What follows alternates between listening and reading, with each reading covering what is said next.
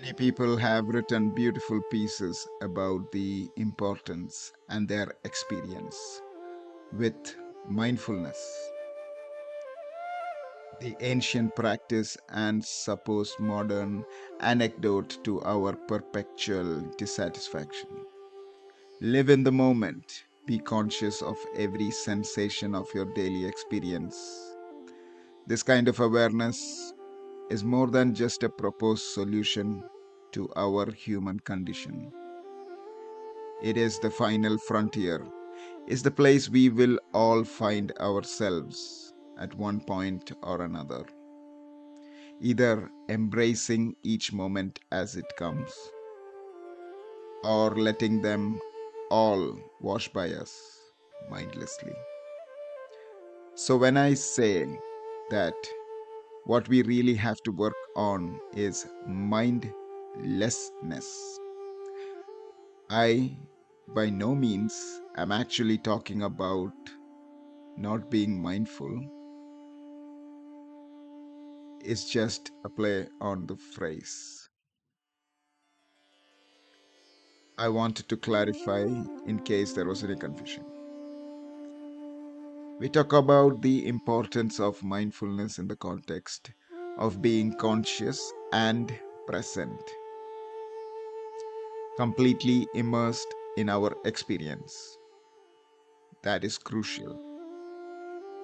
But what is also crucial is realizing that much of that has to do with how we can transcend the mind. We live in a culture and a period of human existence that is far too concerned with what we think about things. Though reason is crucial to our development, it sometimes denies our instincts, desires, and pleasures in place of expectation and normalcy. We can't be surprised that when we try to confine the fluid, natural, untamable reality of a human soul, that we end up suffering as we do. We are a species disconnected. For all the technological advancements we've made, our ability to connect on a human level is miles away from its natural state. Our daily discussions are so deeply imbued with value placed on man made means.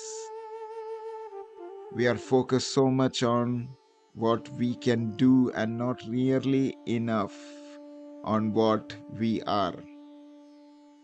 We are steadily moving away from concepts of faith, trust, and with ignorance as opposed to spiritual or emotional intelligence.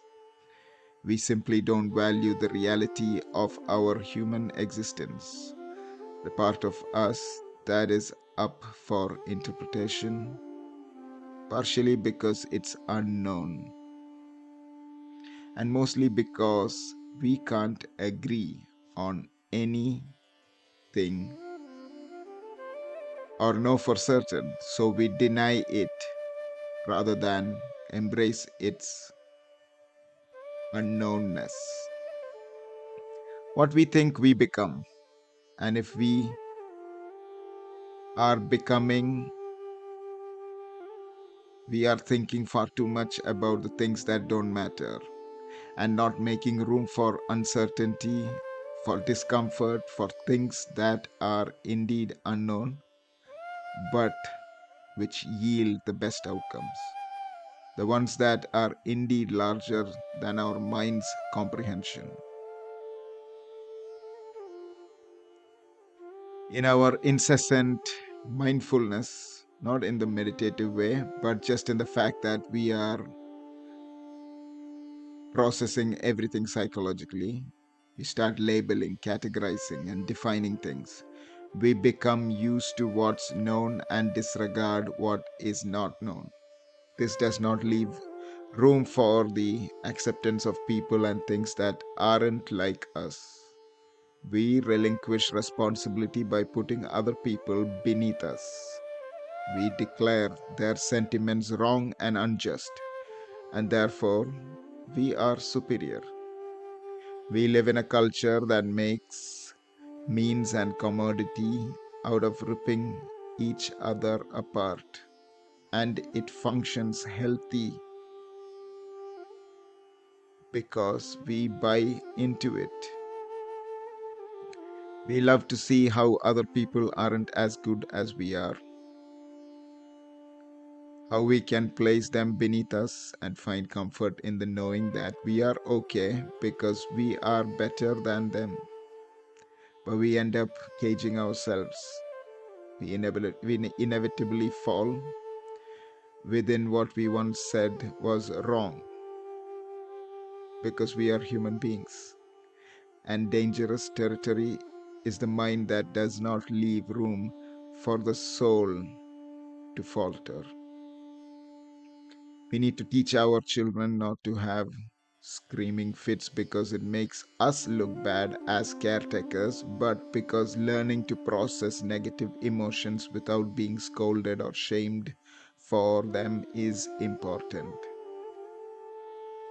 We need to become actively, consciously aware of what we are buying, clicking, associating with, and inevitably supporting, especially when it serves to do nothing but harm another person, even if we don't realize it at the time.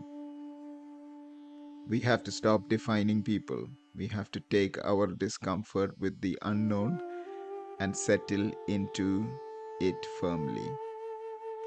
Because the fact that we will be uncertain is a certainty. We have to realize that major change can only happen on a minor scale, one individual at a time. We have to move on from our minds and move into our hearts. What makes us the same is something our minds may never be able to understand. We have to let go of trying to understand everything else that's collateral to suffice for it. And that is the art of being mindless.